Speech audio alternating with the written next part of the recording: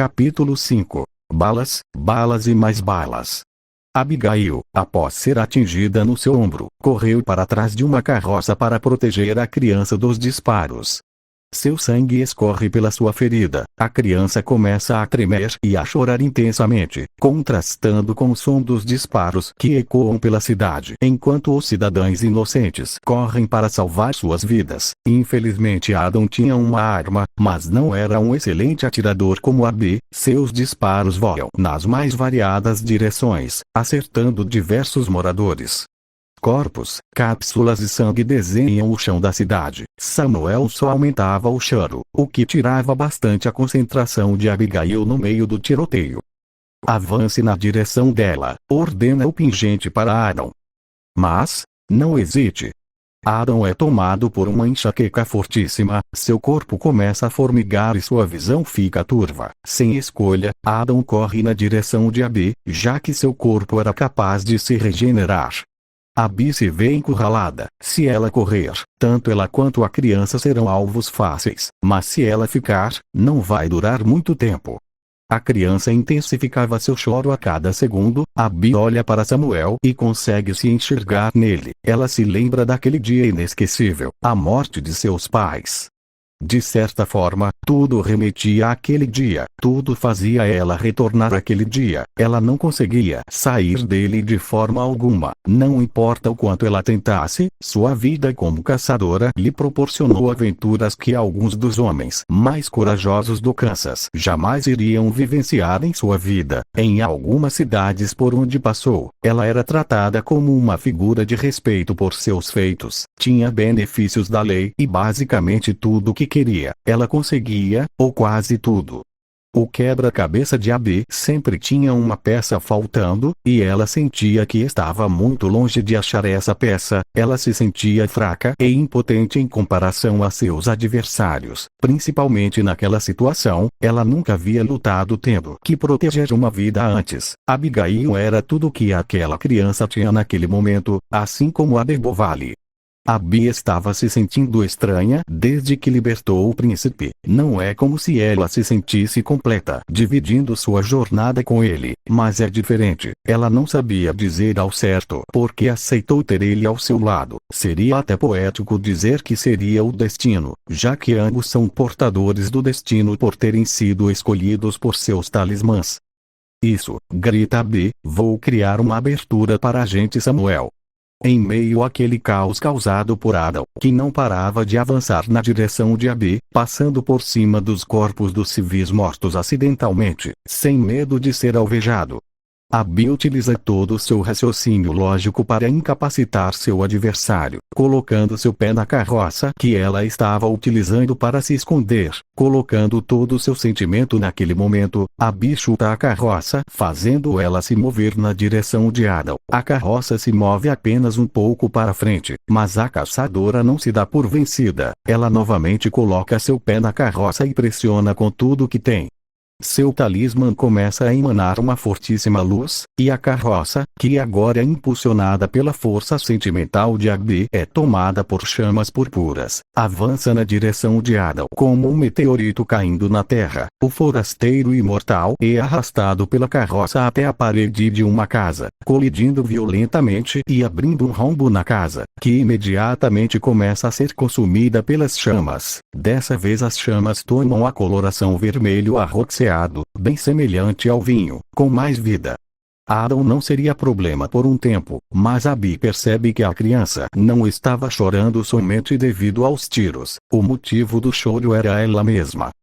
Me perdoe, pequeno, diz Abby enquanto segura forte a criança. Não vou mais te fazer passar por isso. Abby entendeu que seus sentimentos ruins estavam sendo absorvidos pela criança, que não tinha capacidade para entender nada daquilo, mas lutar enquanto segurava. Ela fez Abby se sentir um pouco melhor. Mesmo sentimento que ela sentiu quando libertou a Debovale e os outros escravos. Isso era melhor do que matar bandidos procurados. Isso fazia ela se sentir humana, viva. por ter resolvido seus conflitos internos naquele momento, ela sente um perigo e salta para o lado, justamente segundos antes de ser atingida por um projétil. Ela olha para de onde veio o barulho do disparo, e para sua surpresa, o bando inteiro dos coiotes vermelhos estavam a cercando. Eram uns 50 homens que estavam preparados para recepcionar Abigail da melhor forma, como seu líder era um criminoso que se passava por político, coordenando homens no Kansas, Arkansas e Texas. Seus homens possuíam as melhores armas que podia se achar naquelas terras, incluindo uma arma tão grande que precisava ser apoiada por rodas. Abby nunca viu uma arma como essa antes. O homem que estava manuseando a arma, acende um charuto e com um sorriso sádico no rosto, ele conduz sua mão até a manivela que fazia parte da arma. Abby sabia o que isso significava e sem pensar duas vezes ela começa a correr, pois ao girar a manivela, os canos da grande arma começam a girar e diversas munições começam a voar em várias direções diferentes. A arma não era um projeto totalmente finalizado, estava descalibrada, mas o estrago que ela fazia era evidente. Os projéteis destroçavam tudo. Os civis que antes estavam procurando se esconder da confusão anterior, agora se juntavam aos outros corpos, mapeando toda a cidade com morte. Os homens riam, pois já queriam ter aquela cidade só para eles há muito tempo, e a criança que iria proporcionar o sucesso deles por todo Estados Unidos estava bem no território deles, só precisavam se livrar daquela portadora do destino. O problema é que ela não era a única portadora presente naquele local. Enquanto Abby corria, os bandidos que estavam despreocupados começam a ser alvejados por outra pessoa. Os tiros eram certeiros e bem específicos, ou era no peito, ou na cabeça. Os projéteis eram de uma charmosa vulcânica pistol banhada a ouro com um adereço que parecia uma estrela de Davi apagada. O atirador em questão era a temível presença que Abby havia sentido anteriormente, presença essa que a distraiu de tão pesada que era. A singularidade em questão era Thanatos, o maior caçador de recompensas dos Estados Unidos.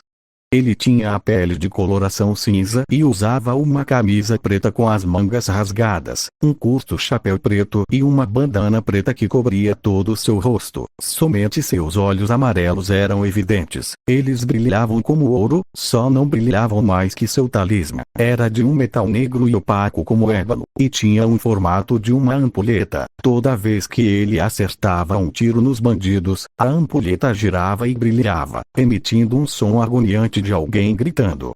Abby, percebendo estar ao lado de uma lenda viva, não perde a oportunidade de se juntar a ele. Um tiroteio intenso começa. Abby e Thanatos não eram aliados, tampouco conhecidos, mas a sinergia deles era invejável. Os bandidos eram deitados em segundos, percebendo a desvantagem em questões de habilidade. Os bandidos começam a se esconder improvisadamente. O homem que manejava a metralhadora, ainda com seu charuto exalando aquela fumaça forte e intragável, mira na direção de Thanatos, mas automaticamente sua visão começa a lhe pregar peças. Ele enxerga os corpos dos mortos se levantando. Alguns estavam destroçados, com pedaços do corpo faltando ou pendurados devido aos tiros de metralhadora, mas todos compartilhavam uma característica específica: eles tinham o mesmo rosto, e era o rosto do bandido.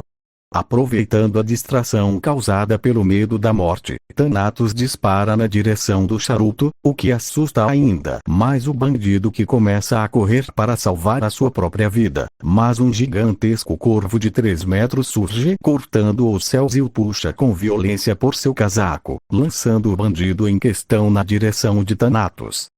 "Era você que eu queria", diz Thanatos com um olhar sério, mas aparentando esboçar um sorriso por debaixo da máscara. Thanatos rodopiia sua arma e, com um tiro, atinge a coluna espinhal do bandido, dividindo-o ao meio.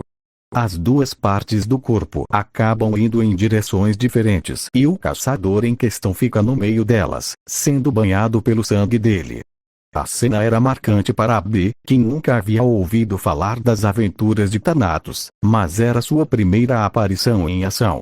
O corvo gigante se aproxima da metralhadora, se transforma em sua forma humana, revelando ser Charles, o líder do bando dos Coiotes Vermelhos. Sem dizer uma palavra, ele segura a manivela. Thanatos atira na direção da cabeça de Charles, mas um corvo é formado pelo material da sua própria roupa, que era um terno extremamente elegante e de coloração branca.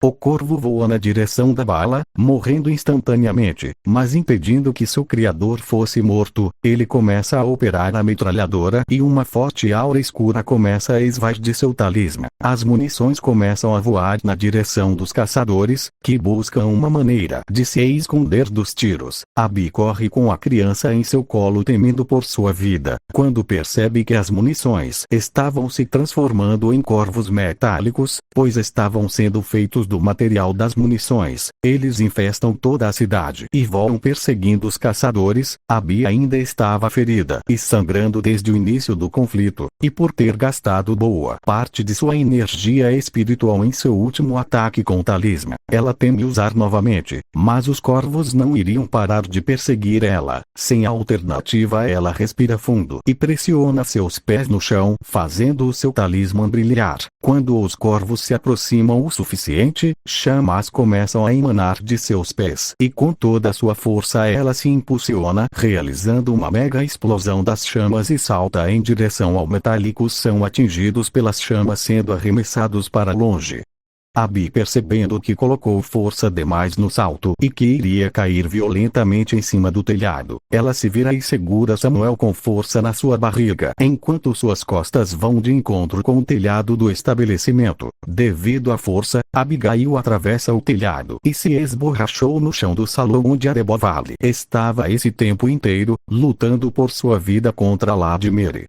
Minutos antes, após remover o talismã violentamente do pescoço de Adebovale, era possível se ouvir os disparos ao fundo. Lady Mary acerta rapidamente a cabeça do caçador com um copo de cerveja que ela trouxe. Ele até tentou se defender, mas estava na desvantagem por ter sido pego de surpresa. O copo se estilhaça na cabeça do homem. Alguns pequenos pedaços de vidro acabam se alojando na sua testa. Por impulso espontâneo, ele conduz seu braço esquerdo na direção da barriga de Mary, que estava usando o mesmo vestido verde que era o seu preferido. Ele segura com força o vestido e puxa com raiva, arremessando ela no chão. O talismã que ela estava segurando cai no chão ao lado da cama. Adebovale tenta pegar, mas Mary no chão chuta o talismã na direção da porta e na mesma velocidade levanta seu pé, acertando a boca de seu antigo produto.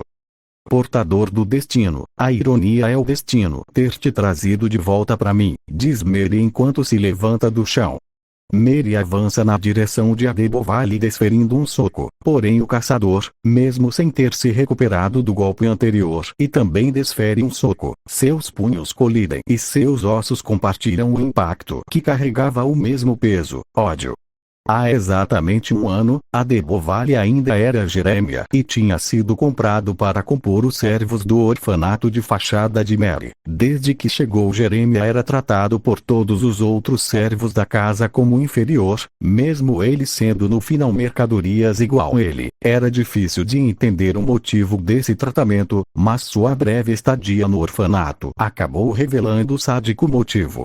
A esposa de Henry era uma pessoa completamente desequilibrada mentalmente. Era uma serva leal ao seu marido, porém quando não estava na presença dele, sem ter ordens para seguir, ela enlouquecia por completo. E esse desequilíbrio sempre resultava em abusos em relação a crianças que passavam pelo mesmo tratamento ou até pior que os escravos. Para Mary, eles tinham a mesma finalidade.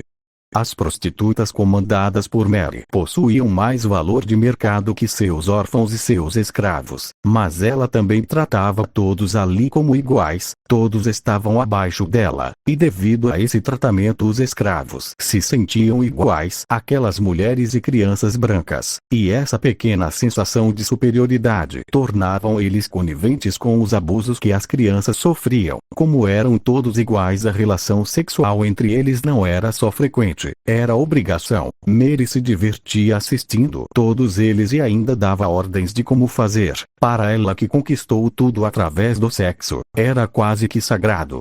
Mary foi prostituta desde adolescente até seus 27 anos. Só parou de se prostituir após assassinar um cliente fixo, que pagava bem, mas que ela odiava.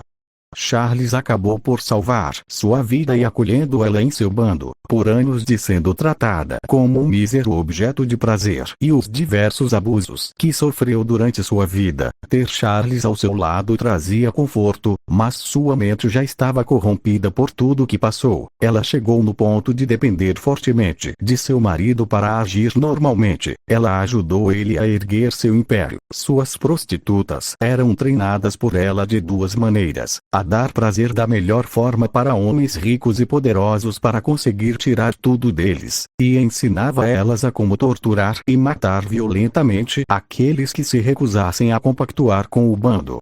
Foi assim que Charles se tornou poderoso e influente. As crianças também eram ensinadas como cometer alguns pequenos delitos para chamar atenção e assassinatos de outros alvos menores. Muitas das vezes essas crianças nem sequer retornavam, e quando retornavam, estavam ou feridas, ou à beira da morte.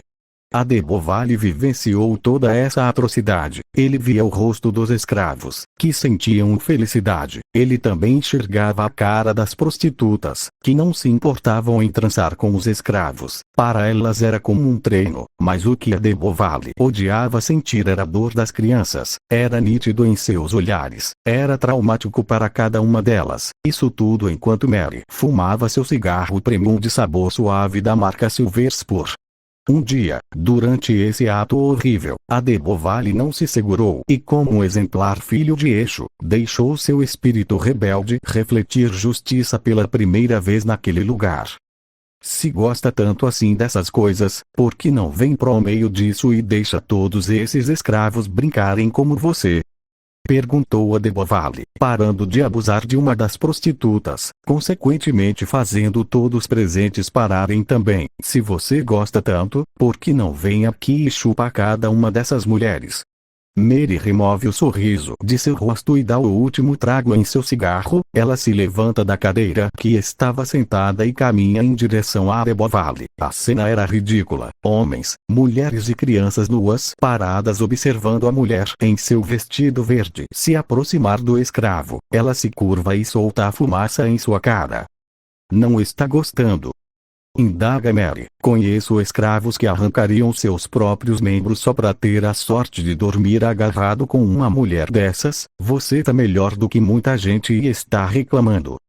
Não acho, diz a de Beauval antes de ser interrompido por Mary. Você não tem que achar nada. Andem todos enfileirados, ordena Mary. Todos seguem as ordens de Mary temendo pelo pior. A de Beauval tenta levantar, mas Mary coloca a mão em seu ombro e forçando ele para que não se levantasse. Todos ali estavam sem o uso das correntes de sombra-ferro. Tudo o que estavam fazendo ali eram por livre e espontânea vontade, pois Mary de fato nunca obrigou ninguém. Ela só pedia, tanto que muitas das vezes algumas crianças ficavam enrolando e não faziam nada. Mary não ligava tanto assim. Ela não inferiorizava tanto os escravos quanto outros senhores de engenho da época, até porque ela tratava eles como tratava suas prostitutas, e essas mulheres a seguiam como se ela fosse líder de uma seita. Então, na visão de Mary, não tinha motivo algum para ele reclamar.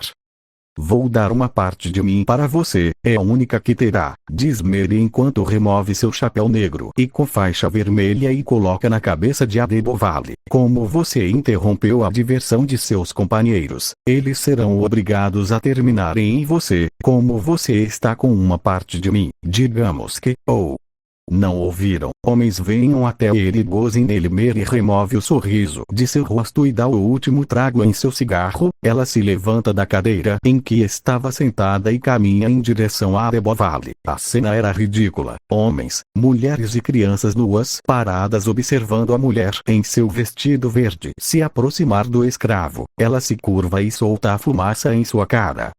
Não está gostando? Indaga Mary. Conheço escravos que arrancariam seus próprios membros só para ter a sorte de dormir agarrado com uma mulher dessas. Você tá melhor do que muita gente e está reclamando.